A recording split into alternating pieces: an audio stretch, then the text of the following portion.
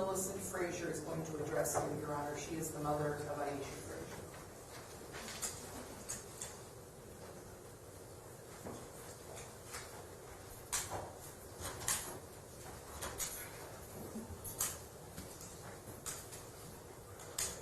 Good afternoon, Your Honor. Does you want to remain this the mic? seated? Do you want to stay seated? You don't have to stand if you don't want. I think I'll be all right. You okay? Okay. All right. I am Millicent Fraser, and I am speaking today on behalf of my husband, Mr. Everett Fraser, and myself, as well as remaining family members who may be present today. Mr. Fraser is not well. He's unable to be here today. Everett and I were the parents of the late Aisha Fraser. Our daughter was a beautiful beacon of light, and she loved her parents and family. She was an amazing mother, a beloved teacher in Shaker Heights, and an active member of Garfield Memorial Church in Pepper Pike and South Euclid, where my granddaughter used to help serve in Pepper Pike at church. For Everett and me, love is trust. It is patient and quiet understanding. And our message to you, Lance, is one does not have the right to control a person. Everyone deserves their space and quiet moments of peace. Lance, you never provided that for our daughter. Today, I confront you on behalf of my husband and myself for the aggression that you had rendered to my daughter and our family, causing her to live in fear and ultimately resulting in Aisha's murder at your hands. Lance Mason, Aisha was our only child, and because of your aggression, uncooperative, nonconformist attitudes and outcomes, as well as your inability to take responsibility for your actions, our daughter is dead by your hands. You have never conformed to psychiatric treatment or evaluation. Your behavior has included mental outrage and aggressiveness, most probably beginning at a very early age. Your ideas about life with your mate was to control and dictate. If Aisha conformed to you, everything was fine. If she did not, you would go crazy, yelling and screaming and calling her names. You have gotten away with this behavior all of your life. Your parents and relatives all looked in the other direction because you could do no wrong. You were never fit to be anyone's husband because you had so many insecurities. You went to pre-marriage counseling sessions and you ignored their advice. A loving relationship should not be monitored or controlled. When Aisha had enough of your verbal abuse, love of guns, and violent behavior, she was determined it was time for her and the children to leave. The idea that you brought weapons and hand grenades into the home to assure control of your wife, along with your two precious daughters, became unfathomable for them, but not you. You claimed that you wanted to be the protector for your children. Instead, you put fear in their hearts and souls with your behavior. You wanted to smother them with your insane ideas of what a father should be. You continued to persecute our daughter during your separation and even after your divorce by demanding that your children be transported to Baskin & Robbins every evening so that you could kiss them goodnight. If you truly loved your children, you would have never have subjected them to the mental abuse you thrust upon my late daughter and their mother. You're a monster, and you believe that your behavior was accepted and allowed. In 2014, if you really loved your children, how could you repeatedly violate their trust in you by brutally beating their mother the very first time in their presence and treating it like it was nothing, saying that their mother drove you to it? The second time, you premeditated her murder, and you planned it as soon as she dropped off the children, so that they became witnesses to your horror in 2018. You are a vicious liar with no remorse other than the fact that you ruined your own career. What a monster you are. My husband has been in failing health ever since. He is in a nursing facility, and I, the mother of my precious late child, have had to try to piece together what is left of our lives, as well as the lives of my grandchildren and their beloved Aunt Stacy and Uncle Mike, their new guardians. Everett and I believe that the courts gave you too many privileges. After you beat my daughter the first time, you made unrealistic demands of her based on your supposed love of your children by her. You got out of jail in 8 months, and then you didn't value or appreciate your diminished role. We offer you the same lack of mercy that you offered our daughter and your children. None. Nothing can bring Aisha back, but we pray that life is worth legislation that will support improved outcomes from those haunted by the horrors of domestic violence and who are preyed upon by their spouses or ex-spouses. We ask that the courts render a sentence of life in prison to you without the possibility of parole. I personally have nothing more to share because nothing will ever bring back our daughter. This is our life sentence, and nothing can ever change that outcome.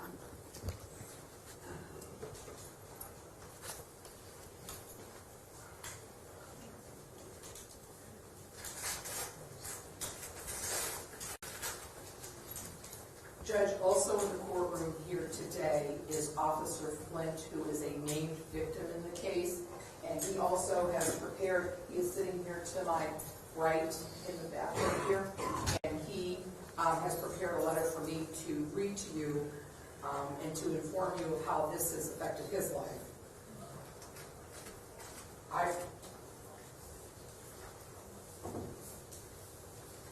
I was asked to appear or write a letter to present before this court as to how the actions of Lance Mason have affected my life. I chose to write a letter and have someone read it to you to avoid becoming emotional and not being able to effectively communicate the impact of his actions. I do feel somewhat embarrassed talking about how this has impacted me when the life of Miss Fraser was taken so tragically. I think of her and her family often, and they will always be in my thoughts and prayers.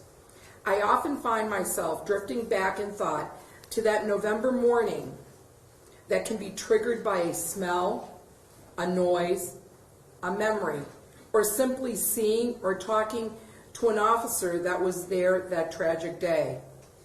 My shift mates and I were enjoying an unusually long roll call. Someone brought in coffee and donuts. I know it sounds a bit stereotypical, but that does not usually happen. At about 9:30, I can remember the voice of the dispatcher coming across the radio.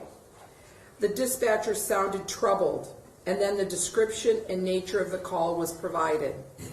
My fellow officers and I ran up the stairs and out the doors to respond. I arrived on scene and parked my unit. I exited my unit and stopped to reach for a tool. I had my right leg outside the unit standing or planted on the roadway. My left leg was propped up near the driver's seat. The next thing I remember was being struck very forcefully from behind and beneath, and my breath was taken away. I recall extreme pain and then trying to get to my feet and catch my breath. I somehow stood up and turned to see a black sports vehicle rolling backwards away from my cruiser. The airbags had deployed. The front end was now smashed and smoking from the impact of hitting my cruiser, and I could see a man behind the wheel in the driver's seat. I recall a shiftmate yelling that the man in the car was the suspect. As I stumbled out between the two vehicles, I remember pausing for a moment to examine my injuries. My legs were in excruciating pain, and I thought perhaps broken or severely cut. I did have a laceration, but nothing that looked extreme. I struggled down the street trying to make my way to the staging ambulance. I remember glancing back at my unit amidst all the chaos and realizing how fortunate I was to live. I spent 3 days in the hospital in extreme pain due to the injury sustained from being hit and crushed by the auto Lance Mason struck me with. The doctors were worried about compartment syndrome due to the extreme swelling of my right leg, ankle, and foot. After several weeks of unsuccessful physical therapy, then surgery to repair a damaged tendon, and now more physical therapy, I am reminded of that November day each morning I awake to start my day. I struggle to climb the stairs from my bedroom to the main living area of my home. My back, knees, and feet are filled with aches, pains, spasms, tingling, numbness, and cramps. I have limited mobility performing many functions throughout my daily routine. I cannot sit or stand too long without experiencing pain in some part of my body. I cannot drive any amount of distance without discomfort. Going up and down stairs is one of the hardest things I deal with on a day-to-day basis.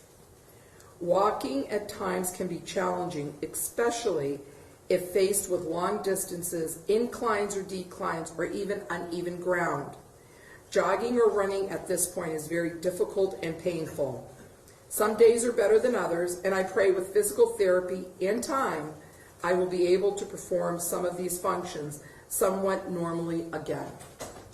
My children ask me when I will be happy again and be able to do the things we once did. Chase them around, play tag, wrestle with them, or go for a hike. The effect that this has had on my children and my family bothers me the most. I have not returned to work and worry if I will still be able to perform the physical functions that being a police officer require. Being a police officer, even in today's environment and atmosphere, is one of the most rewarding jobs that I could ever imagine having. There is a sense of honor and pride and integrity that comes with wearing the badge, serving people, and helping those in their worst times.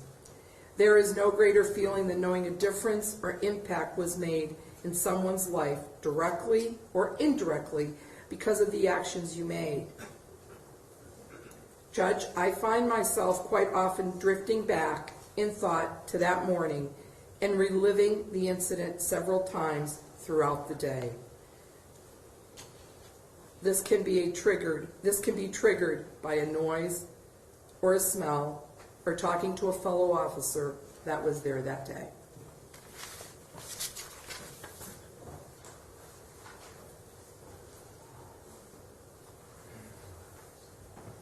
Judge Haas, the principles and purposes of sentencing are to punish an offender and to protect the public.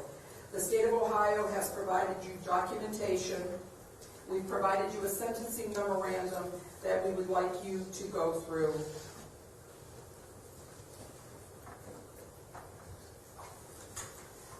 I have provided you a letter from Takesha Ogletree, who is the mother of the 12-year-old little girl that witnessed that incident on November 17th, 2018, and other various documentations that have been provided to you from the state and from the defense. I'd like you to take all of that into consideration.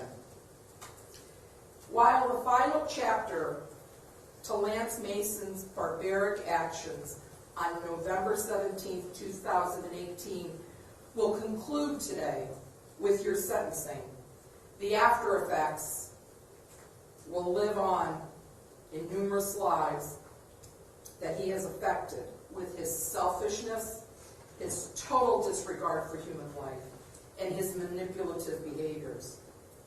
November 17th, 2018 will forever be the day that Lance Mason killed Aisha Fraser, the mother of his daughters and his partner in life.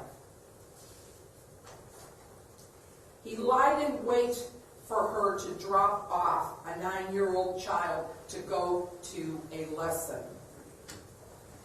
Once they rang the doorbell, he appeared he began to punch and stab her immediately upon seeing her through a screen door. When he was done, the 911 call that the sister is calling for help, you hear the little girl saying, "Where's Mommy? What did you do to Mommy?" And he answers, "She's dead." November 17th, 2018 has left injuries and scars on the life of Patrolman Flint. And he doesn't know if he will ever be able to serve in a uniform again because of this defendant's actions. November 17th, 2018 has left scars and psychological harm to a 12-year-old little girl who will identify as SG because of her minor age, the next-door neighbor who witnessed the brutal attack from her bedroom window. While hearing Aisha plead for her life and asking for help, telling the defendant, "Don't do this, you don't have to do this." That incident of November 17th caused to displace her and her mother of where they were living and had to find a new place. But the memories still go with them regardless of what address they live at. November 17th, 2018 forever robbed the 6th graders of Woodbury Elementary School their beloved teacher, Aisha Fraser, where she loved to go every day and impart her knowledge to help those kids grow and develop and live. November 17th, 2018 forever changed the lives of all of her colleagues, her fellow teachers, her Delta sorority sisters, and her friends and acquaintances that may have just known her from the grocery store or the bank. They knew that she had an infectious smile, a happy, caring demeanor, and a compassionate and thoughtful heart. November 17th, 2018, Your Honor, forever changed the life of Millicent and Edward Fraser when their only child was brutally murdered by a man that they had taken in and treated him like a son.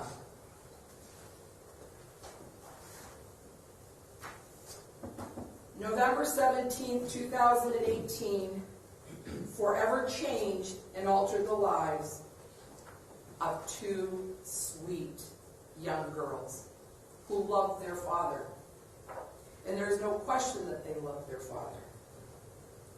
They will no longer be able to feel the warmth of their mother's hug. They will not have their tears wiped away when they skid their knees or fall off a bike. They won't have their mother or father there when they make their decisions to go to college and what career path to choose and what spouse to marry. He took that away from them, Your Honor. And Aisha Fraser, as has been described to you in this courtroom,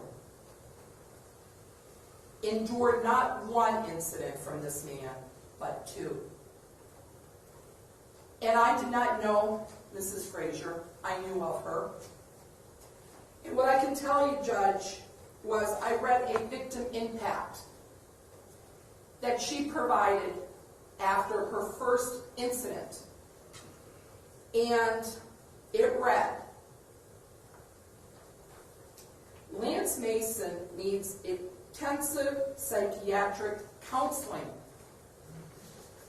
along with a diagnosis and a long-term treatment plan so that he can be the loving father that his daughters need him to be.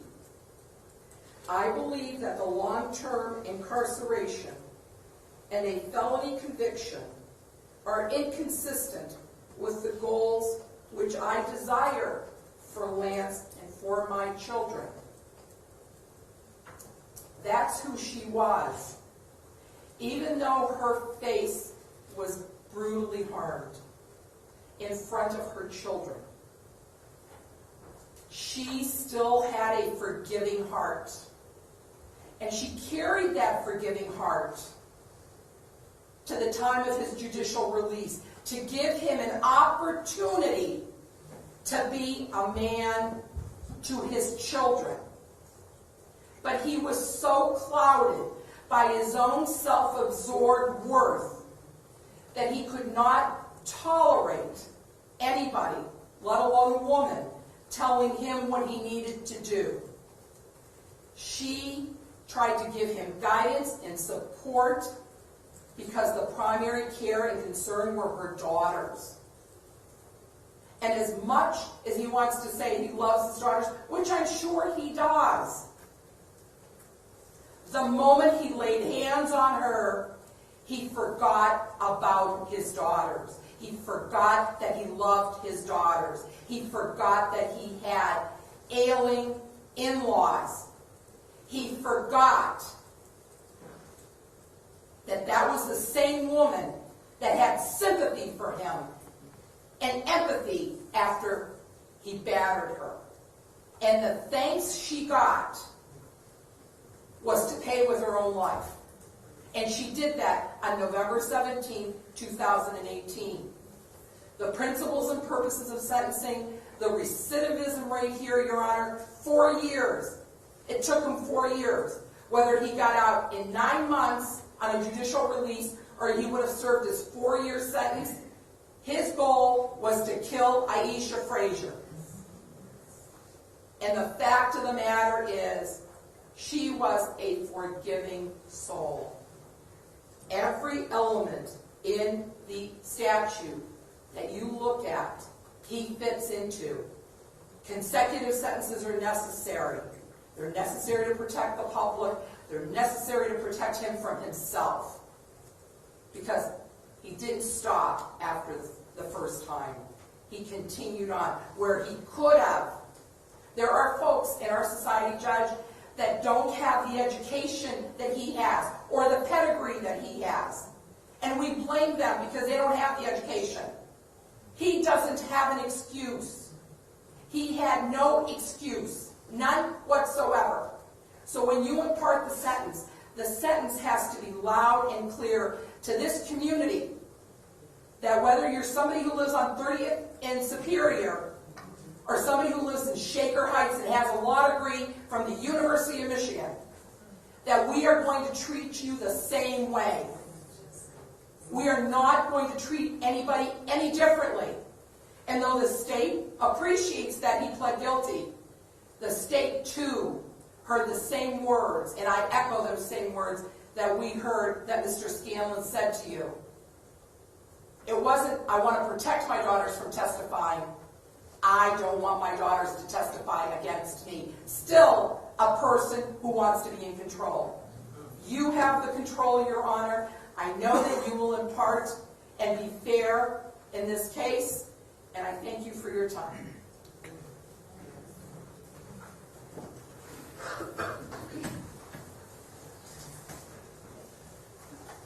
Remind you to keep the courtroom decorum, please.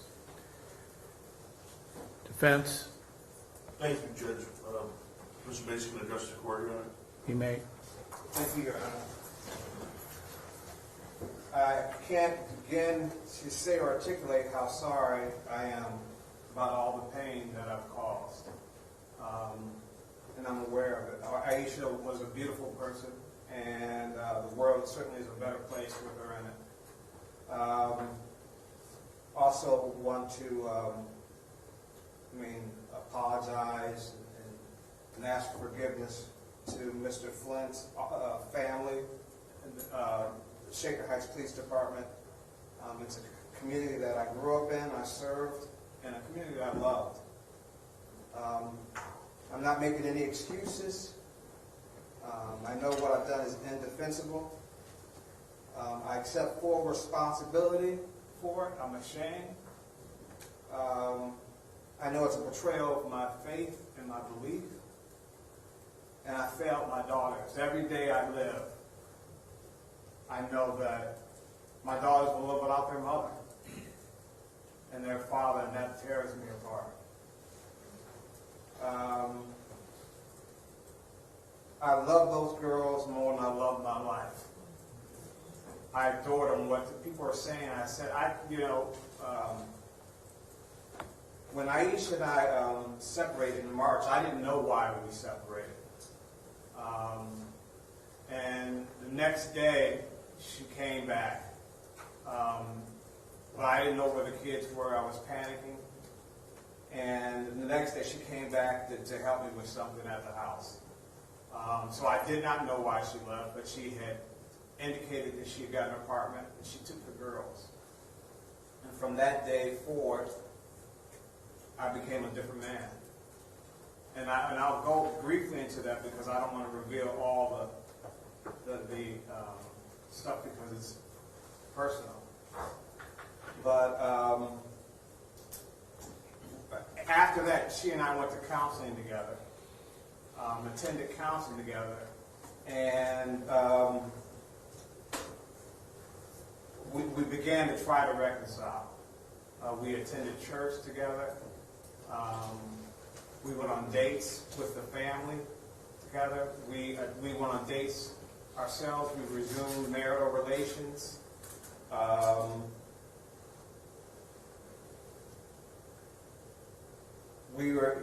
As a matter of fact, we only had one vehicle, so she would pick me up from work, from the Rapid. She took me to get my CCW license renewed, so I don't think she was afraid of me, as people say, or that I was this controlling monster. That was not the case. We were reconciling, and then my aunt died, the last of my mom's siblings. And prior to that, Aisha and I took care of my parents. They moved into our house. My mom, in 3 years, my mom died. My dad died within 2 years, and then my mentor, who I loved, died. So within 3 years, I experienced those deaths. My sister, who was a medical doctor,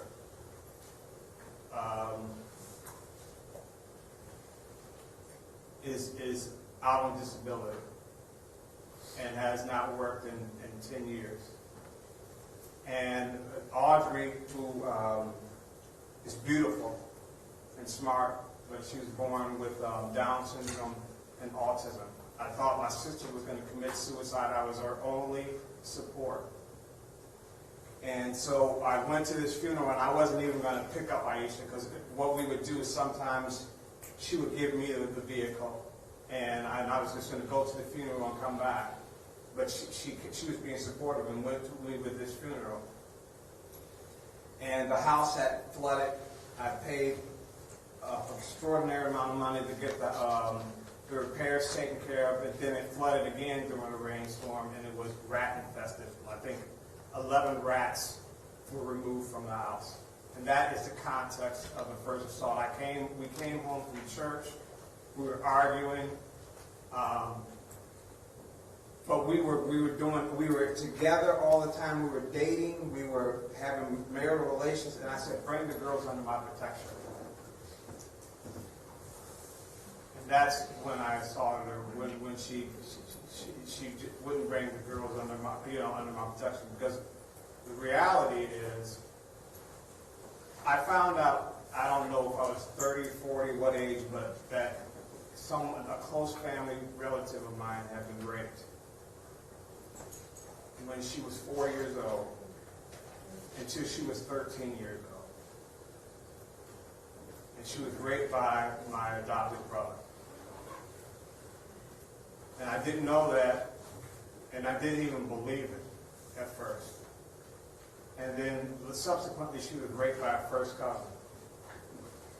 And it tore me apart. It's created a fear in me that maybe it's paranoia, but it seemed like when I was on the bench, when I was a prosecutor, was a defense lawyer, I saw sexual abuse. I saw it as something that never could be resolved, because the person who was raped in my family is disabled. has chronic illness, is suicidal. I saw on a daily basis, when living with her, she can't sleep. She'll stay up for 3 days without sleep. So I looked at sexual abuse as something that was impossible to overcome. So after I had assaulted Aisha, I went to a psychiatrist and treated. I went to a psychologist. The psychologist told me his daughter was sexually abused. I went to a social worker. I treated with him until I went to prison. The social worker says when people come in their problems, the first thing she thinks is sexual abuse. So I took it seriously. I went to as many counseling sessions as I could. When I was judicially released, I went to counseling for the same thing. The records aren't with you, but if you had the records, it would talk about this, I guess it's obsession, to protect my daughters from what happened to someone I love very dearly. So people might say I was trying to control Aisha. No, I was trying to protect my daughters. They said, what did I teach my daughters? I taught my daughters that they're beautiful, talented, smart, and unstoppable, that God loves them, and God is love. I made stickers that they placed in their bedroom, and temporary tattoos that they put on their arm. I told my daughters repeatedly, in front of strangers, that when I assaulted their mother, I was wrong. And I reminded them over and over, because because I knew it was wrong, but I didn't want them to grow up and think that was acceptable from a man. I endured almost 3 years of supervised visitation by 8 different supervisors who wrote glowing recommendations. I became a different man. With my daughters, we made ice cream and lollipops. We made headbands. We made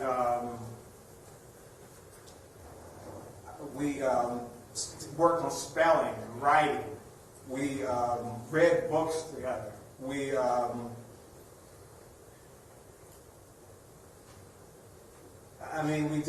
made perfume and glitter. We made clothing for their dolls out of paper towels and glitter. We prayed for their mother, for her grandparents. I told in front of strangers how I was wrong for hitting their mother. It was something I was not going to let get out of their memory, because I didn't want them growing up thinking it was okay. And through these three years, I had no money to pay for the supervisor. It was $105 per visit. I was seeing my daughters 3 hours a week for years. And all the reports were good. There were no interventions based on my behavior with my daughters. I adored them. I would have died for them. But I was terrified something would happen to them. If you look at my emails, the Aisha and our family wizard, I expressed my concerns, not with romantic interest, but just males being around the girls. Over and over again I did. I said, hey, look, if you want this guy to be in the girls' lives, let me be with them also while they're with them, just because I was concerned that he'd be harmed. I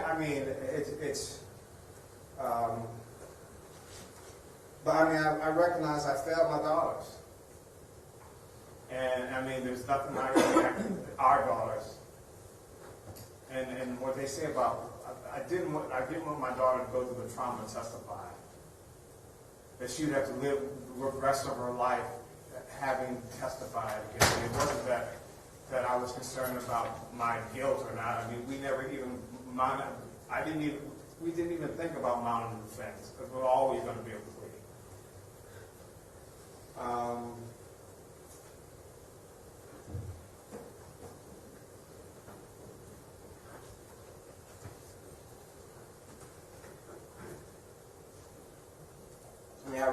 that I left him alone and unprotected. The very thing I was trying to do is impossible for me to do. When I was in prison,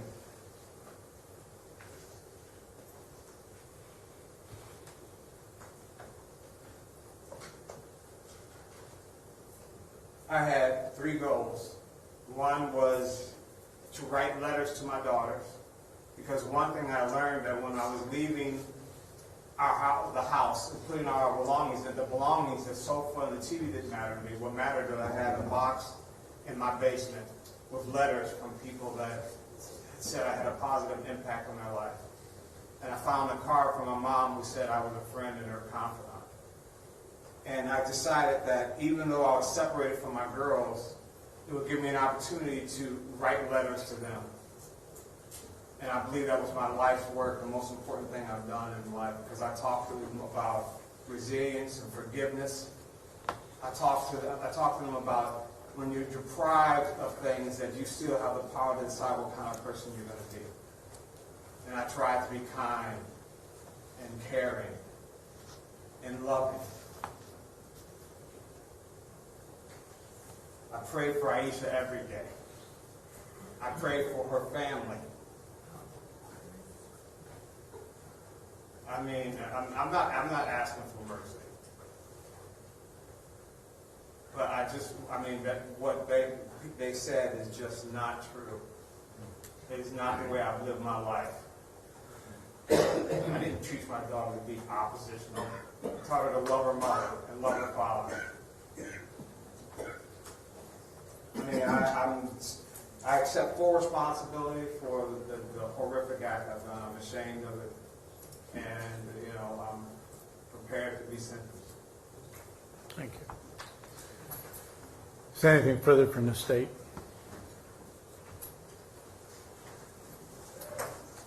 No, Your Honor, thank you. All right.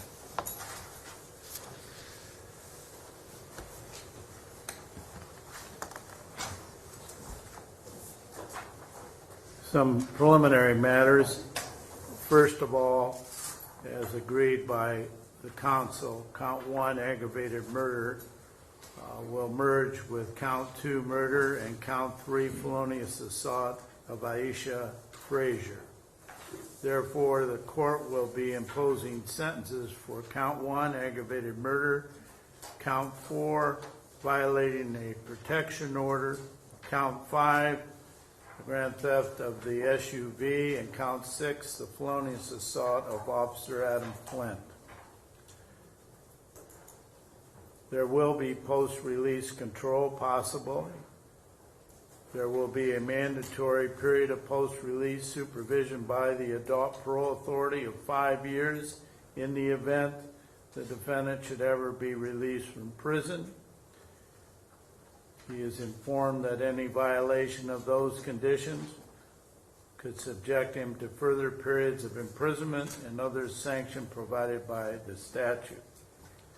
You've signed the violent offender information notice, and I've already covered that that's your signature. I'm going to sign the date on today's date, that you've been informed of those responsibilities. And I believe, counsel, we already covered this, but again, for the record, you understand your responsibilities under that statute. Is that correct? Yes, Your Honor. And that'll be accepted and forwarded to the appropriate authorities.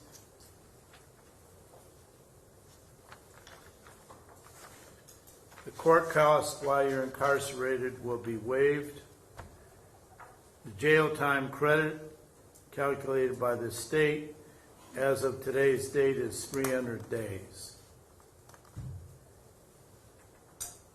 In this case, the court does find that consecutive sentences are necessary and appropriate to punish you. Consecutive sentences are not disproportionate to the seriousness of your conduct and are not disproportionate to the danger you pose to the public.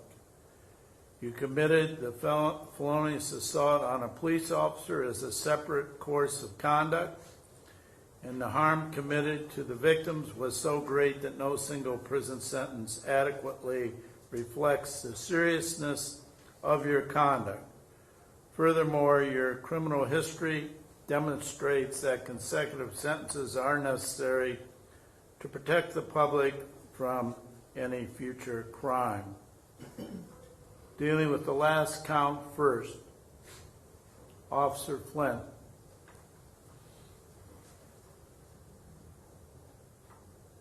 Felonious assault, a felony of the first degree because he is a police officer.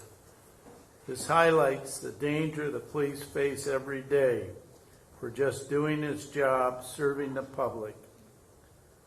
The sentence the court finds is 5 years consecutive to all other time imposed. Count 4, violating a protection order. Court imposes a sentence of 24 months, which will be served concurrent to all other time imposed. Count 5, grand theft. The court imposes a sentence of 12 months, which will be served concurrent to all other time imposed.